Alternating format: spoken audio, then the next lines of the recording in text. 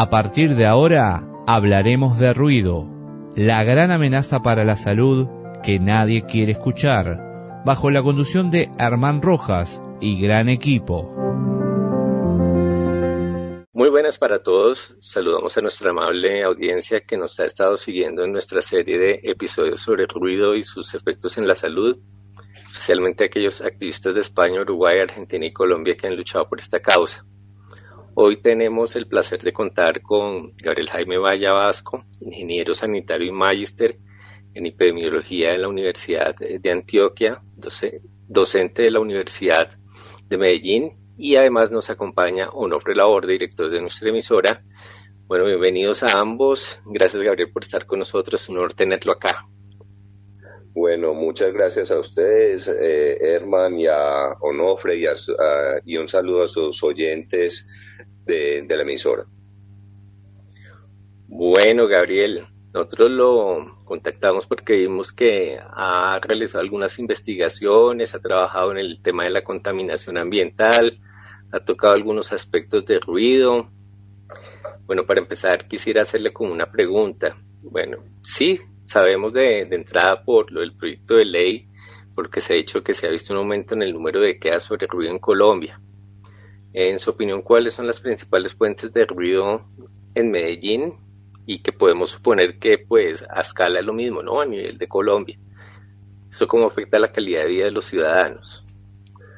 Bueno, las principales fuentes que hay en Medellín y en el Valle de la Urrá, pues tenemos las fuentes móviles, tenemos los establecimientos de esparcimiento nocturno, lo que llaman pues este tipo de establecimientos donde acude la gente a divertirse, y el sector industrial. Y otro, digamos, lo que puede ser como una fuente no se ha estipulado, es el comportamiento ciudadano, digámoslo, en las unidades residenciales por malos hábitos culturales o de convivencia. Esos son las principales fuentes de ruido que hay en el Medellín y el área metropolitana del Valle de la Urrá.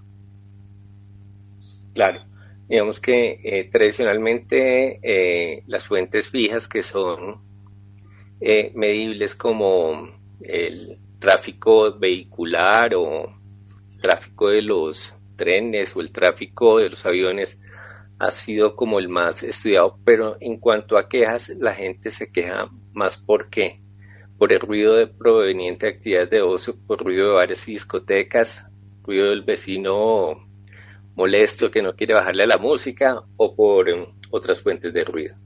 Total, o sea, el de las fuentes móviles, yo pienso que la gente no se queda pues porque hay una incapacidad del ciudadano ante una vía, ante un flujo vehicular, aunque esto depende mucho de las administraciones de nuestros distritos, municipios, por la planificación de estas vías y esa armonía entre el crecimiento urbano y el crecimiento vial.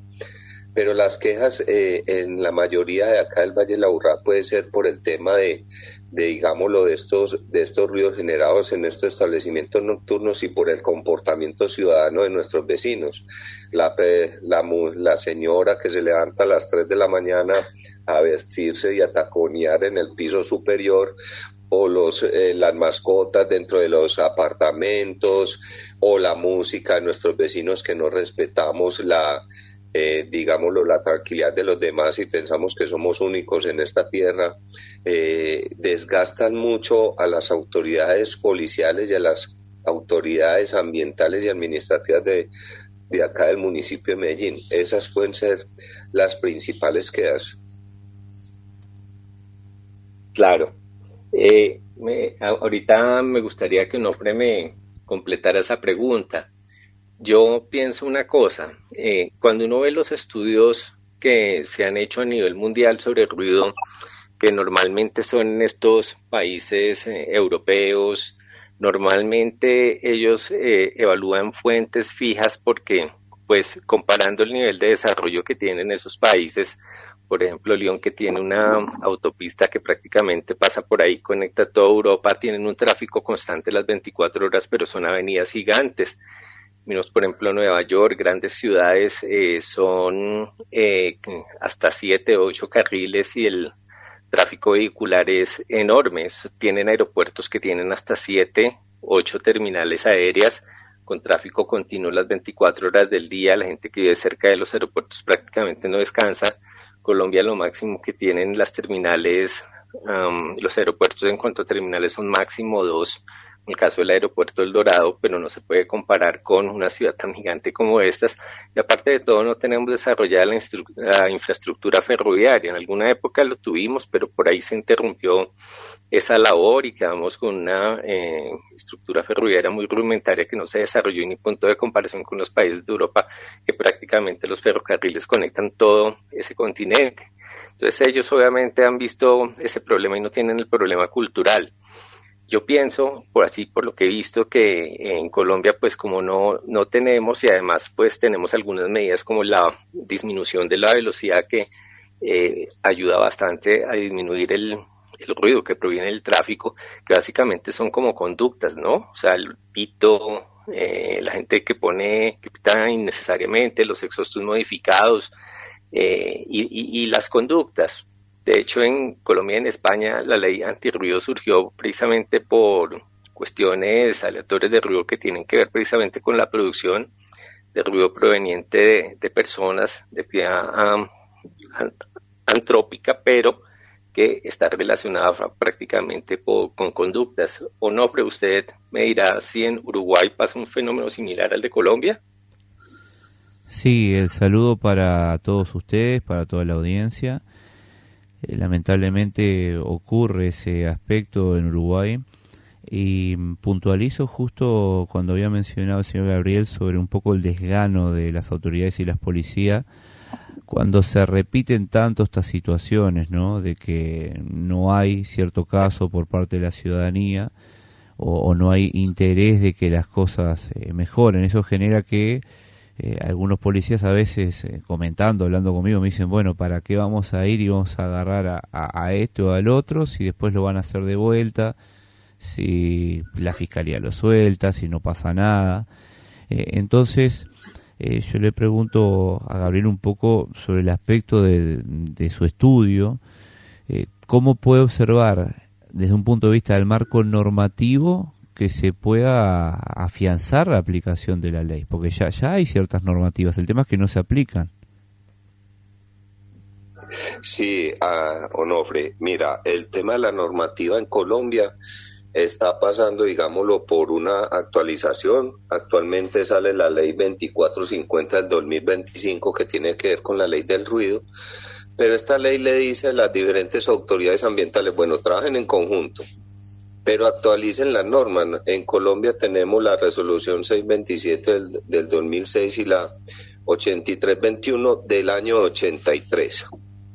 Esto implica unas modificaciones, al igual que todos los problemas ambientales, las soluciones tienen que estar acordes y, digámoslo, a la par que se van presentando los problemas. Entonces, en estas normas hay unos vacíos normativos que le impiden a la autoridad ambiental actuar efectivamente, y lo que decía Onofre, o sea, acá también la policía es un desgaste de ir donde un ciudadano y decirle, estás haciendo ruido, de pronto te decomiso tu dispositivo de sonido, pero ahí se consigue otro, una vez sale la policía. Entonces, la normatividad, digamos lo que es un poco permisiva, tiene unas dificultades técnicas y de accionar. O sea, el tema del ruido es muy complejo, es porque el accionar efectivo de las autoridades ambientales y de policía no les permite actuar inmediatamente. Y lo que tú decías, acá se cierra un establecimiento nocturno, llámese Pepito Pérez, lo cierran y lo abren con el nombre de Juanito X, ¿cierto? Entonces hay una dificultad. Y lo otro que este problema, ya que mencionabas el tema de las vías, es la planificación urbana. Ahí está la gran solución. En Europa las vías que tú mencionabas, pues fíjate dónde están ubicadas los sectores residenciales y que estas vías en algunos puntos tienen pantallas acústicas, tienen pavimentos acústicos y van al acorde con el desarrollo. Eso creo que pasa acá en Colombia, o sea, hay que planificar y hay que, porque siempre va a estar el tema de que faltan recursos para compararnos con Europa, no, lo que van desarrollando y planificando, háganlo bien, no pongan en ese conflicto a las personas digámoslo, a padecer este gran riesgo que es el ruido por una mala planificación.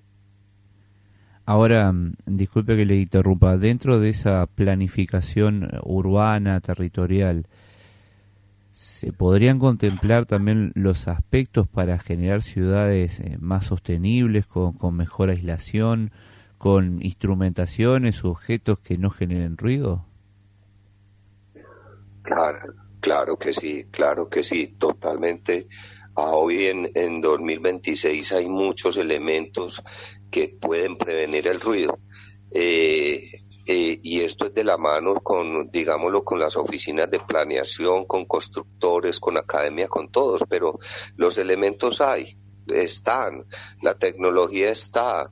La academia está para producir ese conocimiento, los constructores para digámoslo, actuar en beneficio de sus clientes y llevarles confort a sus casas.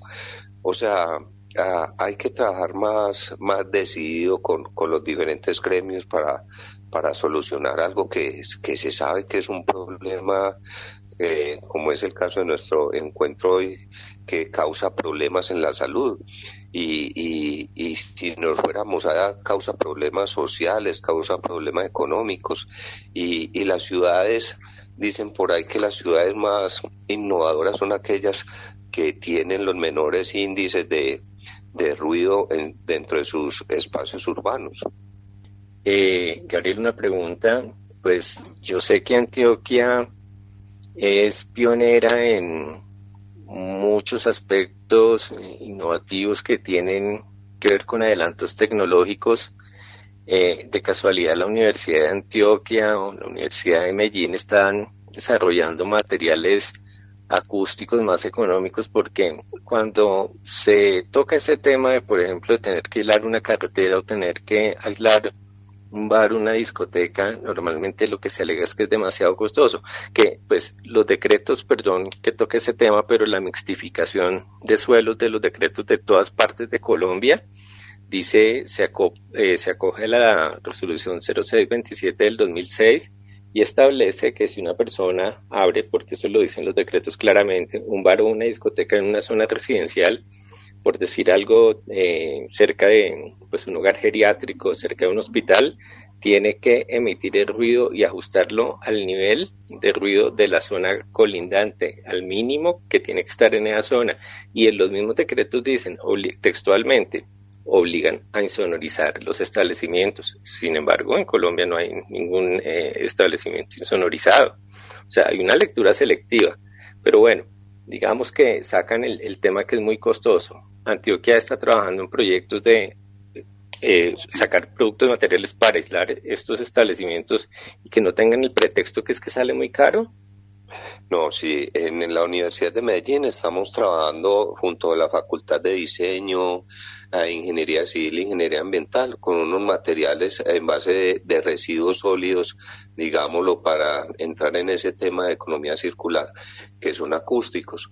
Hay dos elementos en Antioquia, es que hacer patria, hacer legal es costoso, pero si hay establecimientos y comerciantes, porque los conozco particularmente, que han insonorizado sus establecimientos comerciales, pero tocas un punto muy importante que me imagino que está en todos los países, es que si quiero montar un establecimiento comercial, la norma me dice que tengo que proteger a mis vecinos, que tengo que insonorizar. El deber de las autoridades es ir antes del funcionamiento de este establecimiento para ver si tiene las medidas, que es lo que no se hace. Acá en Medellín existen unos protocolos ambientales y urbanísticos que dice eso. Está bien, señor comerciante, usted se quiere instalar, puede funcionar, pero tenga en cuenta que debe cumplir las normas y para esto debe tener unas medidas. Y el tema de costoso, se vuelve costoso es cuando usted no se asesora de los profesionales adecuados y termina haciendo un diseño o sobredimensionado o con unos materiales más costosos, para controlar el ruido. El ruido no solamente se controla con los temas acústicos, se controla con el que, digámoslo, con el que maneja la consola de estos equipos, saberlo manejar. Se controla poniendo unos baffles, unos sistemas de sonidos adecuados al entorno. Se controla con un diseño de espacios adecuados. El ruido para controlarlo y bajar los niveles requiere varias medidas. Y lo otro, requiere una educación ambiental y una cultura ambiental para poder controlar y digámoslo, si yo tengo un público educado, unos visitantes, unos clientes educados, también se va a controlar el ruido. El ruido no solamente pasa por los temas de insonorización de un establecimiento, pero en esto es muy importante asesorarse de un profesional adecuado y con experiencia para el control. Una consulta también que quiero realizarle.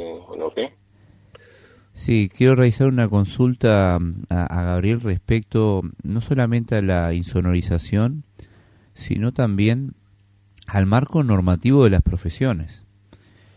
¿Cómo se podría implementar para que no cualquier persona se ponga a agarrar equipos de alta definición en lo que respecta a su sonido?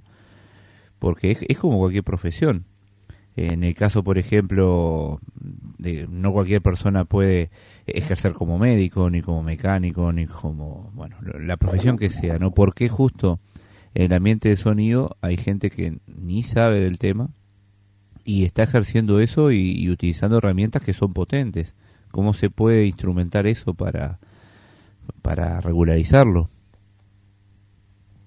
Sí, ahí entra el tema pues de normativa, pero si es posible, es como cuando tú diseñas un edificio, tiene que tener la firma de un profesional que se ha mostrado con unas competencias para asegurar la vida de las personas, y esto también va para este tema de ruido. Hay unos ingenieros de sonido, yo no sé si en sus países cómo se llamará la profesión, o un ingeniero ambiental que con su firma avala que con lo que hizo está bajo las normas y bajo los requerimientos, y esa firma debería ser, digámoslo, validada por el ente de control. O sea, ¿quién hace el diseño? Un ingeniero de sonido. Ese es el competente porque tiene las competencias, ¿cierto? Eso lo establece cada país, pero es totalmente viable. Sí, hay profesionales que creen saber de ese tema, pero el sonido es un tema complejo, y para eso estos profesionales estudian 2, 3, 4, 5 años para salir bien preparados. Eso es un tema normativo que hay que trabajar en cada país para solucionar parte de esta gran problemática. Y pienso, Onofre, tal vez que la pregunta también iba como que tal vez al punto que si alguien va a abrir un bar o una discoteca, como que es bueno que lo asesoren antes por medio de especialistas, cómo tiene que instalar los parlantes, qué materiales acústicos puede implementar que sean de menor costo, y también educarlos acerca de los niveles de ruido en el interior del establecimiento, ¿no? Tengo entendido, no sé, pero me parece que precisamente Gabriel trabajó en algún momento en la evaluación de ruido proveniente de bares y establecimientos y encontró cifras alarmantes con respecto a los niveles de ruido que se producen al interior de estos locales.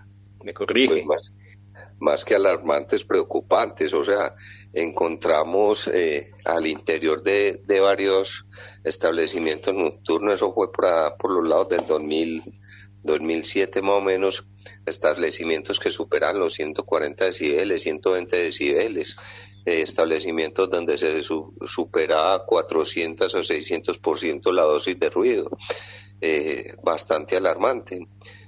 Nos volvemos como adictos al ruido, y la gente que habita en ella, pues, o que asiste a estos establecimientos, se vuelven adictos al ruido.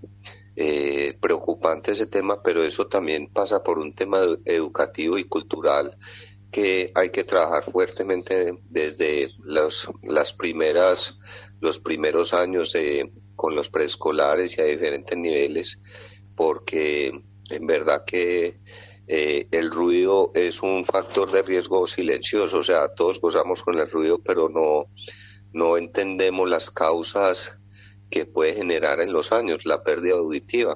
Fue preocupante el estudio, pues interesante, pero fue preocupante en su momento los niveles que se encontraron en ellos, en muchos de ellos, no en todos. 200, 400% por encima de 120 decibelos cuando de la norma, sí, o sea, no, la OMS dice que por encima de 100 decibelos ya no deben ser más de 15 minutos diarios de exposición. 120 decibelos, 140, casi como el despegue de un avión prácticamente.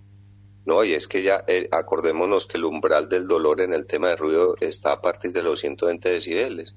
Por eso es que la gente sale con ese pitido en los oídos de algunos establecimientos y dice que ¿por qué me están pitando los oídos? Eso es tinnitus. Y tú evidencias un problema de ruido cuando tú a menos de 1 metro, 50 centímetros, no puedes escuchar a tu persona que te está hablando. Pero la gente, esto se sobreexcita y ya la euforia de la gente que asiste a estos lugares y bueno, tiene otras condiciones asociadas, pero como te digo, esto es un mal silencioso porque la gente no percibe a largo tiempo qué puede causar esto, que definitivamente lleva una pérdida auditiva según la frecuencia con que tú asistas a este tipo de eventos o lugares. Usted sabe que un comentario que realizan varios de los sonidistas que trabajan en estos tipos de eventos, que muchos ni siquiera tienen titulación, es que se van quedando sordos, que no escuchan, dice. Precisamente al estar mal expuestos a ese tema. ¿Se podría pensar en hacer quizás una guía sonora de qué tipo de niveles y en qué tipo de circunstancias y lugares se pueden usar? Pues mira, de todas maneras lo que estamos haciendo con estos saltos, cuando una persona esta se dedica, tiene su sustento económico con estas actividades, rige una norma laboral, donde esta norma laboral pues te dice que tenés que tener unos sistemas, unos protectores auditivos o unos medios de protección para no afectar la salud. Lo que pasa es como que lo que yo te decía, esto es un mal silencioso porque los que están expuestos, los DJ, esta gente que vive, se apasiona con este tema de la diversión, de la música, no percibe el daño que pueda causar en este tiempo. ¿Qué estamos haciendo en ese estudio que mencionaba Hernán de pronto? Que encontramos que estamos adelantando, tú sabes que con los años vamos perdiendo capacidad auditiva, lo que es la presbiacusia, ¿cierto? Estamos adelantando perder esa capacidad auditiva más tempranamente, digámoslo así, con estos niveles de ruido que están en estos establecimientos pero otra cosa es que se puede disfrutar de la música y la gente que trabaja en ello tomando unas medidas de protección. Hay sistemas de protección que te pueden atenuar, digámoslo, esa energía de esos decibelios que perciben en estos eventos. Es totalmente posible. Una experiencia bonita en estos establecimientos, en alguno de ellos brindaban protectores auditivos para entrar, y eso no significa que no vas a oír música, pero le daban la opción a la gente de tener unos protectores auditivos que atenuaban la música, la oía pero la atenuaba, y eso es totalmente válido. Entonces, ¿es posible? Sí, es posible. Gabriel, una pregunta. Yo entiendo, en Colombia la hipoacusia, la prevalencia de hipoacusia diagnosticada es del 11%, y un porcentaje no mayor ni siquiera asiste a consulta porque gran parte de este problema es hipoacusia silenciosa, que la persona no se da cuenta que pierde la capacidad de escuchar ciertos rangos de frecuencia que son críticos para la comunicación, porque se pierden la capacidad de oír dentro de ciertos parámetros de frecuencias que inclusive interrumpen una conversación por la misma limitación, y más si esa persona está tratando de tener una conversación en un entorno ruidoso. Esto también es lo que lleva a que las personas, pues, esa pérdida silenciosa auditiva que no es notada de manera inmediata, sino mucho tiempo después, exijan más aumento del volumen, y es como un círculo vicioso. ¿No sería como más práctico establecer con los dueños de los establecimientos, vea, hacerles educación, miren, o sea, utilicemos el sentido común, estamos exponiéndonos nosotros mismos a niveles realmente industriales de exposición ocupacional, y estamos exponiendo de manera también a esos niveles, y ya de manera voluntaria y por cuestiones recreativas, a las personas que están asistiendo con nosotros. Será más práctico, en vez de darles tapaoídos, decirle, hola, bajemos el volumen, porque pues es como un contrasentido, pues educativamente digamos como que tiene sí, pero también es como darle la oportunidad a la persona, bueno, usted entre con tapaoídos, usted verá si se friega los oídos o si los usa. Pues mejor como que actuar de manera preventiva y desde el inicio bajarle el volumen, en vez de tener que estar dándole protectores para que el que se quiera quedar sordo, que se quede sordo y escuche a todo, y el que quiera cuidarse la audición, que se los ponga. No, totalmente lo que dices es muy cierto, pero te digo, en estas agremiaciones, acá en Medellín, por ejemplo, hay agremiaciones de establecimientos nocturnos y que han colaborado mucho con el tema, y te pongo el caso del cigarrillo, del alcohol. Cuando tú consumes una cajetilla de cigarrillo de alcohol, ¿qué te dice la etiqueta? ¿Cierto? Que el alcohol es perjudicial para la salud, el cigarrillo perfectamente se pueden hacer campañas, y se han hecho campañas acá con las autoridades ambientales, la Secretaría de Salud del Distrito de Medellín, el área metropolitana, sensibilizando tanto a los dueños de establecimientos y a sus asistentes acerca de este efecto. Hay que seguir. Lo que pasa es que el tema de la educación ambiental es un tema bien duro, bien complejo, pero que debe tener un lema que es persistir, resistir y insistir. No se pueden dejar las campañas educativas. Cuando tú dejas una campaña educativa, la suspendes, pierdes mucho, pierde el distrito, pierde la ciudadanía, se pierden recursos económicos. Hay que insistir, y esto te lo digo desde el tema de la educación ambiental, y hay que empezar en las tempranas edades, meter en los temas educativos estos efectos del ruido. Cuando una persona crece con este conocimiento, lo va a practicar, digámoslo, lo va a poner en práctica en su juventud o en su adultez. Entonces, pero lo que tú dices es perfectamente viable, digámoslo así, para una sana convivencia, llegar a unos acuerdos entre las autoridades distritales, municipales y de policía con los comerciantes. Es totalmente viable para prevenir, que definitivamente es lo mejor en salud, lo más económico para la ciudad y para las personas. La prevención es totalmente cierto lo que tú dices. Claro, ya para terminar, quisiera hacer una reflexión y que me hace acordar una entrevista que tuvimos con el doctor Augusto Peñaranda, es el aspecto educativo como de importante.